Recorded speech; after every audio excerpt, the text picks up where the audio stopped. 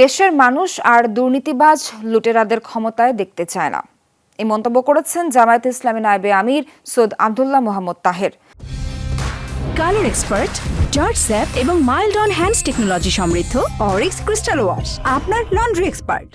দুপুরে রাজধানীর ইঞ্জিনিয়ার্স ইনস্টিটিউশনে ছিল সমাবেশ। সেখানেই তিনি বলেন, শেখ হাসিনা দীর্ঘদিন ধরে দুর্নীতি আর ফ্যাসিবাদ কায়েম করে মানুষের অধিকার কেড়ে নিয়েছিল, তাই দেশের মানুষ রাস্তায় নেমে এসেছিল, যা পুঞ্জীভূত ক্ষোভের বহিঃপ্রকাশ।